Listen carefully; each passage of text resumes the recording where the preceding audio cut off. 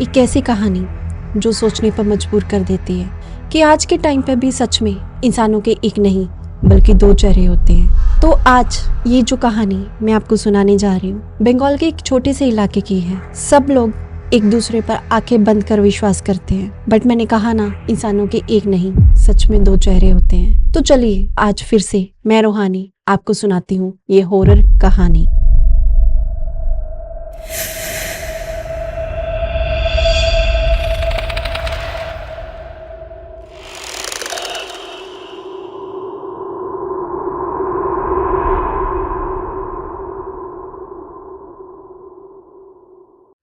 काला जादू। बंगाल में रहने वाला मेहता परिवार जो उसी इलाके में रहता था, जो उनकी मिठाई की शॉप के कारण काफी मशहूर था, जिसका ओनर सुरेश मेहता। उसके परिवार में 5 लोग थे। सुरेश, उसकी वाइफ मालती और उसके 3 बच्चे, जिसमें 2 बेटियां खुशी और नैना और उसका सबसे छोटा बच्चा राहुल था। काफी खुशहाल परिवार था और काफी अच्छे घराने से थे ये लोग, अपने काम से मतलब रखने वाले, पर जरूरत के वक्त सबसे आगे आकर खड़े हो जाया करते थे ये लोग। इनकी जो बड़ी बेटी थी खुशी, वो अपनी कॉलेज की पढ़ाई के कारण शहर से बाहर रहा करती थी और बाकी दोनों बच्चे अपनी स्कूलिंग कर रहे थे। सब कुछ बहुत अच्छा चल रहा था। एक दिन उस इलाके में एक कपल रहने आता है, अनुज और उसकी वाइफ प्रिया। ये लोग काफी अच्छे घर से थे, पर अनुज को अपनी जॉब के कारण शिफ्ट होना पड़ा था। प्रिया भी काफी पढ़ी लिखी थी। प्रिया एक लाइब्रेरियन थी, उसे किताबें पढ़ने का काफी शौक था। अनुज और प्रिया सुरेश के घर के बिल्कुल सामने वाले घर में शिफ्ट हुए थे। थोड़े ही दिनों में अनुज और सुरेश के परिवार में काफी नजदीकियां आ गई थी। इन दिनों मेहता परिवार का मिठाई का बिजनेस काफी अच्छा चल रहा था, जिसकी वजह से उन्होंने एक और दुकान खरीद ली थी। मेहता परिवार आए दिन अपने घर में कोई ना कोई फंक्शन किया करते थे। घर भी काफी अच्छा बना लिया था और बच्चों के पास महंगे फोन, महंगी घड़ियां और घर में 3-4 गाड़ियां खड़ी हुई थी। मतलब बहुत ही ज्यादा खुश थे इस परिवार के लोग। अनुज उनके घर के बिल्कुल सामने रहता था, जिसकी वजह से सुरेश और अनुज के परिवार का एक दूसरे के घर में आना जाना रोजाना का हो गया था। अनुज की वाइफ नैना और राहुल से काफी प्यार करने लगी थी और बच्चे भी प्रिया के काफी नजदीक आ चुके थे। वो रोज उनके लिए कुछ ना कुछ बनाकर लाती और बच्चों को काफी प्यार से खिलाकर जाया करती थी। नैना और राहुल मानो मेहता परिवार के नहीं बल्कि अनुज और प्रिया के बच्चे लग रहे थे। वो छुट्टी का पूरा दिन प्रिया के साथ बिताने लगे थे। सबको ये सब नॉर्मल लग रहा था, पर किसी को क्या पता था कि किसके दिल में क्या चल रहा है। खुशी एक मॉडर्न ख्यालों वाली लड़की थी, अपने आप में रहने वाली और किसी में ज्यादा जल्दी ना घुलने वालों में से थी। वैसे तो खुशी अनुज और प्रिया से पहले भी मिल चुकी है और उसने देखा है उसके दोनों भाई बहन प्रिया के काफी नजदीक आ चुके हैं, बट उसने इतना ध्यान नहीं दिया था। पर इस बार जब खुशी घर आई तो उसने देखा उसका भाई थोड़ा बदला बदला सा लग रहा है। प्रिया हर बार की तरह उनके घर कुछ ना कुछ बनाकर लाती और दोनों बच्चों को खिलाकर ही जाती थी। पता नहीं खुशी को ये क्यों अटकने सा लगा था और प्रिया से भी उसे कुछ नेगेटिव वाइब्स आने लगी थी। उसने सोचा क्यों ना अपने पेरेंट्स से बात करूं। एक दिन उसने अपने माँ और पापा से बात करने की कोशिश की कि राहुल पहले से काफी कमजोर हो गया है, वो काफी चुपचाप सा रहने लगा है, मुझे कुछ ठीक नहीं लग रहा। और ये जो प्रिया राहुल को ही स्पेशली खाना खिलाने के लिए क्यों बार बार हमारे घर आ रही है, मुझे कुछ ठीक नहीं लग रहा, आप उसे उन लोगों से थोड़ा दूर रखो। पर खुशी के पेरेंट्स को लगा कि राहुल बड़ा हो रहा है तो बिहेवियर में थोड़े बहुत तो चेंजेस आते ही हैं। उन्होंने खुशी को समझाया कि प्रिया एक बहुत ही अच्छी और सुलझी हुई औरत है, वो बच्चों से काफी प्यार करती है। अब तो राहुल उसके पास पढ़ने के लिए भी जाने लगा है, तुम इतना मत सोचो। खुशी का कॉलेज स्टार्ट होने में अभी काफी दिन थे।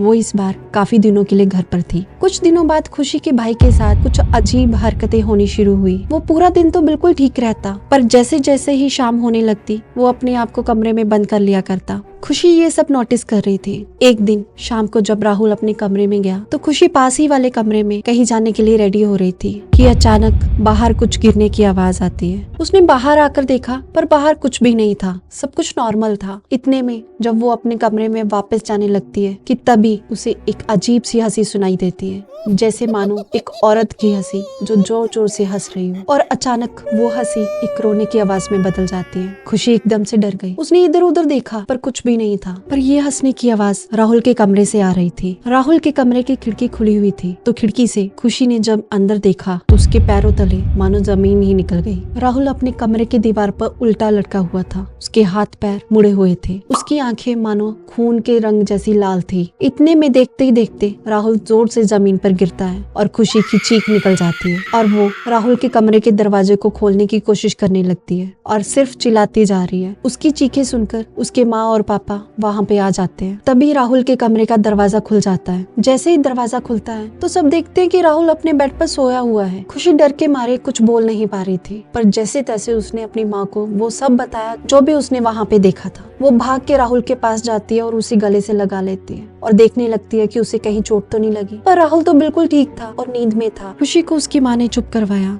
और कमरे से बाहर लेकर आई और उसको समझाने लगी कि ऐसा कुछ भी नहीं है, राहुल बिल्कुल ठीक है और वो सोया हुआ है। तुम कुछ ज्यादा ही सोच रही हो, ज्यादा ही फिक्र कर रही हो और मुझे लगता है ये सब तुम्हारा वहम है। तुम इतना मत सोचो और अपनी पार्टी पर जाने के लिए रेडी हो जाओ। पर खुशी बहुत ही ज्यादा शौक में थी। उस दिन उसने अपना पार्टी में जाना कैंसिल करके राहुल के पास रुकना ही ठीक समझा। वो पूरी रात राहुल के पास बैठी रही और सोचती रही कि ये सब उसका वहम कैसे हो सकता है, पर उसे कुछ भी समझ में नहीं आया।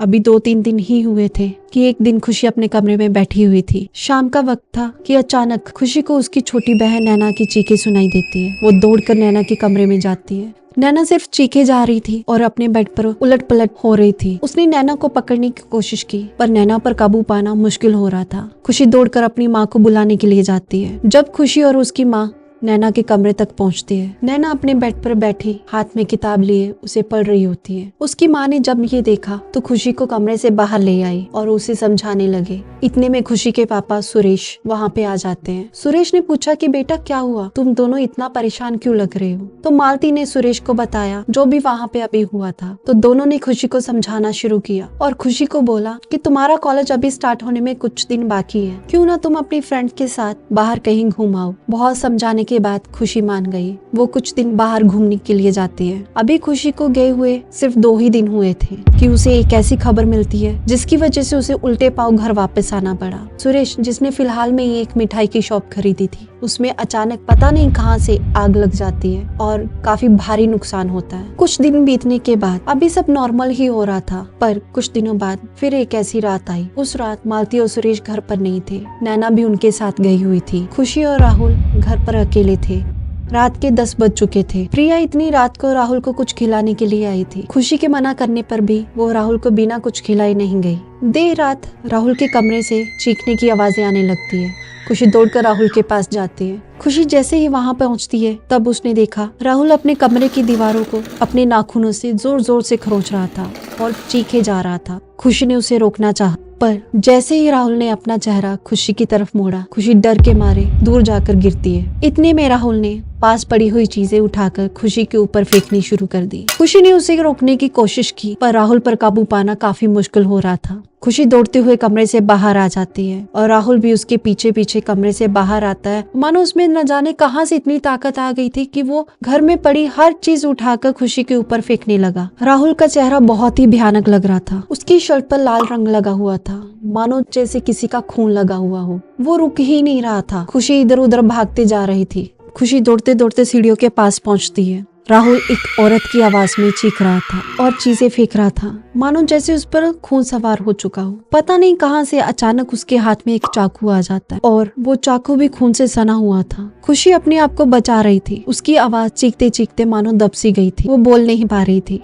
जैसे ही वो सीढ़ियों से ऊपर जा रही थी, अचानक से उसका पैर किसी चीज से टकराता है और वो गिर जाती है। और जैसे ही उसने वहाँ देखा, वो एक मरी हुई बिल्ली थी जिसका खून सीढ़ियों पर फैला हुआ था। राहुल उसे बहुत ही गुस्से में देख रहा था। इतने में देखते देखते राहुल ने वो चाकू अपनी गर्दन के पास रख लिया और खुशी जोर से चीख उठी। पर इतने में घर के दरवाजे की घंटी बजती है। घंटी बजते ही मानो राहुल के ऊपर जो साया था वो अचानक से हट गया और वो वहीं पर गिर जाता है। खुशी दौड़ती हुई गेट की तरफ गई। सुरेश और मालती घर आ चुके थे। खुशी की हालत देख दोनों घबरा गए। खुशी उन्हें सब दिखाने के लिए सीढ़ियों के पास ले गई, पर फिर से वही हुआ जो अब तक इस कहानी पानी में होता आ रहा है। जो चीजें खुशी देख पा रही थी, जो आवाजें खुशी सुन पा रही थी, उसके माँ और पापा वो चीजें बिल्कुल भी देख नहीं पा रहे थे। अब सीढ़ियों पर ऐसा कुछ नहीं था, ना वहाँ पे कोई बिल्ली थी और ना ही वहाँ पे राहुल था। जैसे तैसे वो रात बीती। खुशी ने अपने आप को शांत किया और अपने पेरेंट्स को कुछ नहीं बताया, क्योंकि उसे पता था कि उसकी बातों पर कोई भी विश्वास नहीं करेगा। और वो चुपचाप अपने कमरे में चली गई और जैसे तैसे ये रात बीती। 2 हफ्तों तक काफी ऐसी चीजें होती रही जिसे खुशी तो देख पा रही थी, पर उसके घर वालों को कुछ भी ऐसा महसूस नहीं हो रहा था। एक समय पर तो खुशी को भी ये सब अपना वहम लगने लगा था। अब 2 हफ्ते बीत चुके थे। इन दिनों अनुज किसी काम से शहर से बाहर गया हुआ था। एक बार फिर से प्रिया का सुरेश के घर पर आना जाना शुरू हुआ। वो स्पेशली राहुल और नैना के लिए कुछ ना कुछ बनाकर ला रही थी। खुशी ये सब नोट कर रही थी। उसने देखा प्रिया जो इतने टाइम से उसके घर सबके लिए कुछ ना कुछ बनाकर ला और सबको खिलाकर जा रही थी, मानो उसी की वजह से उसके पेरेंट्स उसके वश में हो चुके थे। ऐसा खुशी को शक होने लगा था। अब पिछले 4 दिनों से खुशी के घर की छत से बिल्लियों के रोने की आवाज आने लगी थी। खुशी को काफी बार राहुल के कमरे में खून के छींटे भी मिले। इस बार जब प्रिया देर रात राहुल को कुछ खिलाने के लिए आई तो राहुल पहले से ही सोया हुआ था, पर फिर भी प्रिया राहुल के कमरे में गई और उसे नींद से उठाकर उसे खिलाने लगी। खुशी दूर खड़ी ये सब देख रही थी। थोड़ी देर बाद प्रिया वहाँ से चली गई। ये सब देख खुशी ने इस बार ठान लिया कि अब वो इस बात का पता लगा के रहेगी कि वो ऐसा राहुल के साथ क्यों कर रही है। अगली सुबह खुशी प्रिया की लाइब्रेरी में गई। वहाँ प्रिया तो नहीं थी, पर खुशी को प्रिया के टेबल पर कुछ ऐसा मिला मानो उसके पैरों तले जमीन निकल गई। वो कांपने लगी थी। उसने वहाँ पढ़ी एक किताब में राहुल की तस्वीर देखी जिस पर क्रॉस बना हुआ था, और वो किताब एक काले जादू की किताब थी। उस दिन खुशी ने थोड़ा दिमाग से काम लिया और अपने दोस्त से बात की, और उसने ये बात घर पर ना बताते हुए उस दिन रात होने का इंतजार किया। जैसे ही रात हुई, खुशी अपने घर की छत पर खड़ी हुई थी। इतने में उसने प्रिया को अपने घर की तरफ आते हुए देखा। प्रिया के हाथ में कुछ था, पर उसने उसे अपने दुपट्टे से ढका हुआ था। प्रिया उनके घर के बाहर पहुंचती है, पर खुशी देख रही है कि प्रिया उनके घर के अंदर नहीं जा रही, वो वहीं पर खड़ी हुई है। कुछ देर वहाँ खड़ी होने के बाद प्रिया ने इधर उधर देखा और वहाँ से चली गई। खुशी ये सब अपने घर की छत पर खड़ी देख रही थी। उसने अपने एक दोस्त को कॉल किया और घर पर जल्दी आने के लिए बोला। वो एक काली अंधेरी अमावस की रात थी। चारों तरफ अजीब सा सन्नाटा फैला हुआ था कि अचानक कुत्तों के रोने की आवाज आने लगी। खुशी ये सब देखकर बहुत डर चुकी थी और वो यही सोच कर परेशान हो रही थी कि प्रिया उसके घर के अंदर क्यों नहीं आई। इतने में उसका दोस्त घर के बाहर पहुंच जाता है। जैसे ही खुशी ने बाहर आने के लिए अपने घर का दरवाजा खोला तो उसके घर की दहलीज पर खून के छींटे थे। खुशी भागती हुई अपने दोस्त के पास गई और उसे अपने साथ चलने के लिए बोला। वो दोनों छुप छुप कर प्रिया के घर के पास पहुंचते हैं। खुशी ने अपने दोस्त को पहले ही बोल दिया था कि वो अगर वहाँ कुछ भी गलत होता हुआ देखे तो सबको तुरंत बुलाकर लेकर आए। इतने में उनको प्रिया के घर के पीछे एक बहुत ही तेज रोशनी दिखाई देती है, जैसे मानो आग चल रही हो। वो दोनों जैसे ही घर के पीछे की तरफ जा रहे होते हैं तो वहाँ एक खिड़की थी जो बाहर की तरफ खुली हुई थी, तो वो दोनों वहीं पर खड़े होकर अंदर की तरफ देखने की कोशिश करने लगे। प्रिया किसी से फोन पर बात कर रही थी और बहुत ही खुश लग रही थी। प्रिया के कमरे में काफी सामान बिखरा हुआ था और बीच में एक आग जल रही थी, जैसे वहाँ कोई हवन हो रहा हो। जमीन पर बहुत ही अजीब सी चीजें बिखरी हुई पड़ी थी, जैसे कि सिंदूर, काले रंग की गुड़िया और काफी सारी तांत्रिक चीज। और प्रिया के हाथ में एक किताब थी जो खुशी ने लाइब्रेरी में प्रिया के टेबल पर देखी थी। कि तभी अचानक राहुल प्रिया के कमरे में आ जाता है। राहुल मानो उसके वश में था। जैसे ही वो कमरे में आता है और जमीन पर लेट जाता है, राहुल को देख खुशी की चीख निकल जाती है और वो जोर जोर से चिल्लाने लगती है। उसका दोस्त भागता हुआ प्रिया के घर के अंदर जाने की कोशिश करता है, पर अचानक घर के सभी दरवाजे और खिड़कियां बंद हो जाती हैं। इतने में दोनों ने जोर जोर से चिल्लाना शुरू किया कि सब बाहर आओ, राहुल को बचाओ। ये सब सारी चीखें सुनकर मोहल्ले के सभी लोग वहाँ पे पहुँच जाते हैं और खुशी के पेरेंट्स भी वहाँ पे आ जाते हैं। खुशी और उसका दोस्त प्रिया के घर का दरवाजा खोलने की कोशिश कर रहे थे। साथ ही में खुशी सबको बता रही थी कि अंदर राहुल है और उसे बचाओ। इतना सुनते ही सबने उनका साथ दिया और प्रिया के घर का दरवाजा तोड़ डाला। किसी ने अनुज को भी कॉल कर दी थी और अनुज तुरंत घर के लिए रवाना हो चुका था। रात के 12 बजने में अभी 5 ही मिनट बाकी थे। जैसे ही सब दरवाजा तोड़कर अंदर पहुंचते हैं, सबके पैरों के तले जमीन निकल गई। प्रिया का कुछ और ही रूप सबके सामने था और वो जोर जोर से हंस रही थी और सिर्फ एक ही बात बोले जा रही थी, मेरा बच्चा आएगा, मेरा बच्चा। राहुल पास ही में जमीन पर लेटा हुआ था और उसके पूरे शरीर पर लाल रंग का सिंदूर लगा हुआ था और उसकी फोटो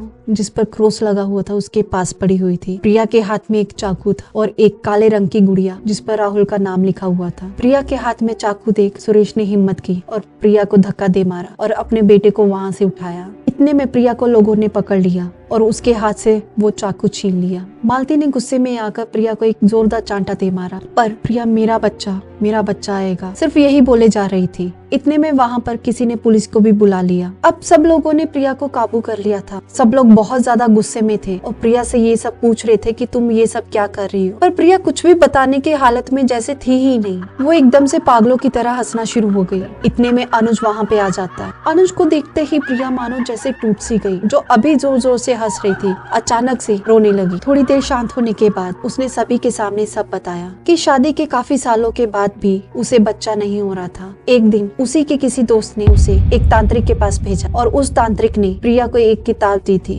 जिसमें कुछ ऐसी चीजें लिखी हुई थी जिसके बारे में सुनकर सब चौंक गए थे। उस किताब में लिखा था कि संतान प्राप्ति के लिए उसे एक किसी छोटे बच्चे की बलि देनी होगी और प्रिया बच्चे की चाहत में पागल होकर राहुल की बलि देना चाहती थी। ये सब सुनकर सब बहुत ही गुस्से में आ चुके थे। पुलिस ने बड़ी मुश्किल से प्रिया को वहाँ से निकाला और प्रिया पर कानूनी कार्रवाई भी की गई। अब इस बात को 5 साल हो चुके हैं। राहुल को ठीक होने में बहुत समय लग गया। अब मेहता परिवार का भरोसा इस कदर टूट चुका था कि अब वो अपनों पर भी भरोसा करने से कतरा रहे थे और उस इलाके के लोगों का भी भरोसा इस कदर टूट चुका था कि कोई किसी के घर आने जाने के लिए भी तैयार नहीं था। मैंने कहा था ना कि इंसानों के एक नहीं बल्कि 2 चेहरे होते। तो ये थी आज की कहानी। अगर आपके पास भी ऐसी ही कोई कहानी है जो आप मुझे बताना चाहें तो मेरी दी हुई ईमेल पे मुझे कांटेक्ट करें। और ये कहानी अगर आप लोगों को अच्छी लगी हो तो वीडियो को लाइक करें और चैनल को सब्सक्राइब करें। और अगर आप कोई रिव्यू भी देना चाहते हैं तो कमेंट करें। तो मिलते हैं अगली वीडियो में। तो तब तक के लिए अपनी डर पर कंट्रोल रखें क्योंकि मैं दोबारा आने वाली एक ऐसी ही हॉरर कहानी लेकर।